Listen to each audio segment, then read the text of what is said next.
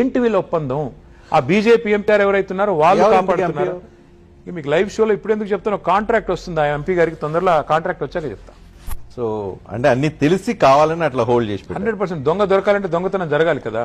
తెలంగాణ ఎంపీనా ఆంధ్రప్రదేశ్ ఎంపీనా చూస్తారు మీరు తొందరలో చూస్తారు. ఈ మొత్తం భూములు గిరివి పెట్టి 10,000 కోట్లు ఏదైతే దొంగతనంగా తెచ్చిండ్రో, అలా 2 చెరువులు ఉంటే చెరువులను కూడా తాకట్టు పెట్టి తెచ్చిండ్రో. అసలు చెరువులు తాకట్టు పెట్టే మూర్ఖుడు ఎవడని ఉంటాడు ఈ ప్రపంచంలో? రేవంత్ రెడ్డి గారు తప్ప. ఈ లుచ్చా పని వెనకాల ఉన్నాడు ఒక బీజేపీ ఎంపీ అని చెప్పిన. పేరు చెప్పురు సార్ అని మొత్తం ప్రెస్ వాళ్ళు అడిగారు. నేను పేరు చెప్పా, వాడు దొంగ, ఇప్పుడు దొంగతనం సగంలో ఉన్నాడు, దొంగతనం అయినాక మీకు చెప్తా అని చెప్పిన. దొంగ నిన్న బయటపడ్డాడు.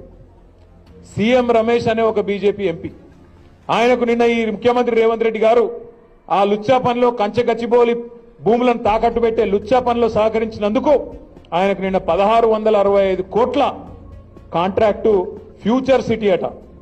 ఎవరి ఫ్యూచర్ కోసం నాకైతే తెలియదు. ఫ్యూచర్ సిటీ అట. ఆ ఫ్యూచర్ సిటీకి రోడ్ వేస్తున్నట. ఆ రోడ్డు 1665 కోట్ల రూపాయలతో వేస్తున్నట.